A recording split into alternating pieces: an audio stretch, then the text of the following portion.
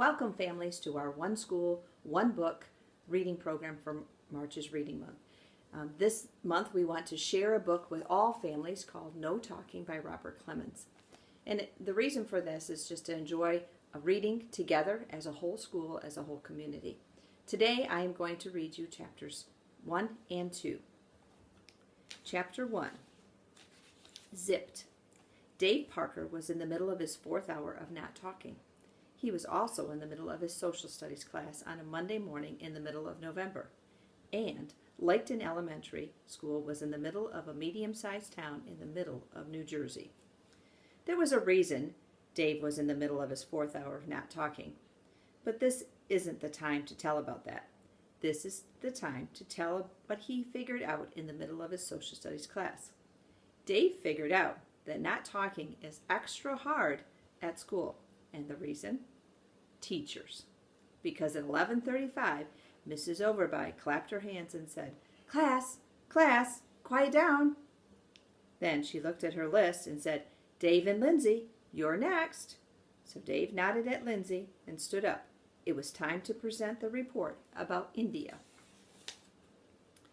But giving this report would ruin his experiment, because Dave was trying to keep his mouth shut all day. He wanted to keep his lips zipped right to the very end of the day, to not say one single word until the last bell rang at 10 after 3. And the reason Dave had decided to clam up? But it isn't time yet to tell about that. This is the time to tell what he did about the report. Dave and Lindsay walked to the front of the room. Dave was supposed to begin the presentation by telling about the history of India. He looked down at his index cards, looked up at Mrs. Overby, looked out at the class, and he opened his mouth. But he didn't talk. He coughed. Dave coughed for about 10 seconds. Then he wiped his mouth, looked at his index cards again, looked at Mrs. Overby again, looked at the class again, opened his mouth again, and coughed some more.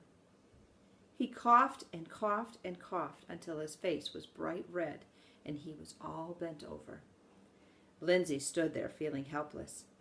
Dave hadn't told her about his experiment, so all he could do was watch and listen to his horrible coughing.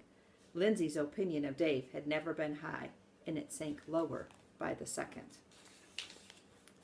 Mrs. Overby thought she knew what was happening with Dave. She had seen this before. Kids who got so nervous that they made themselves sick rather than talk in front of the class. It surprised her, because Dave wasn't shy at all. Ever. In fact, none of this year's 5th graders were the least bit shy or nervous about talking. Ever. But the teacher took pity and she said, "You better go get some water. You two can give your report later." Lindsay gave Dave a disgusted look and went back to her desk. Dave nodded at Mrs. Overby, coughed a few more minutes for good measure, and hurried out the room. And with Dave out in the hall getting a drink, it's the perfect time to tell why he was in the middle of his 4th hour of not talking and why he had decided to keep quiet in the first place. Chapter 2, Gandhi. When something happens, there's usually a simple explanation, but that simple explanation is almost never the full story. Here's the simple explanation anyway.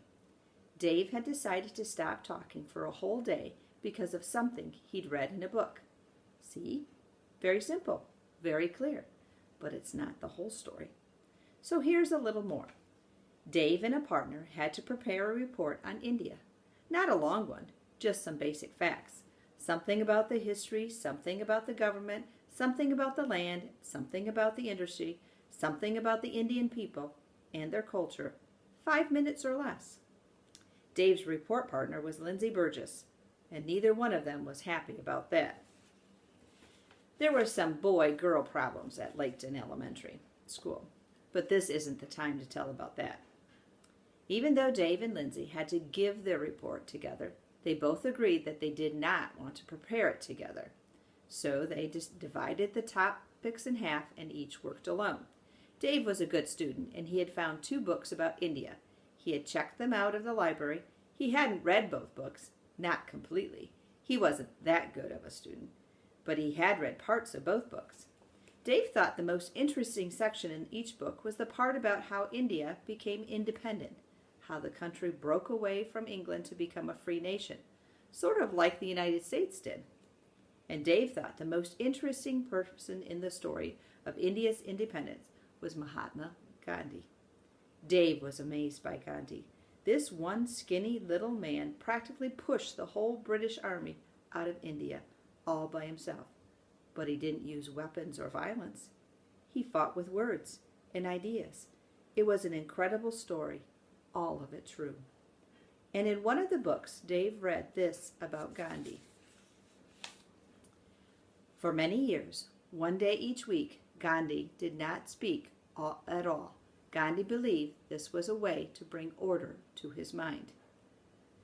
Dave read that bit of information on Thursday afternoon, and he read it again on Sunday night as he prepared for his oral report, and it made him wonder, what would it be like to go a whole day without saying a single word? And Dave began to wonder if not talking would bring order to his mind too. In fact, Dave wondered what that meant to bring order to his mind. Could something as simple as not talking change the way your mind worked? Seemed like it must have been good for Gandhi, but what would it do for a regular kid in New Jersey? Would not talking make him smarter? Would he finally understand fractions? If he had more order in his mind, would he be able to look at a sentence and see which word was an adverb instead of just guessing? And how about sports? Would someone with more orderly mind be a better baseball player? Powerful questions. So Dave decided to zip his lip and give it a try. Was it hard for him to keep quiet?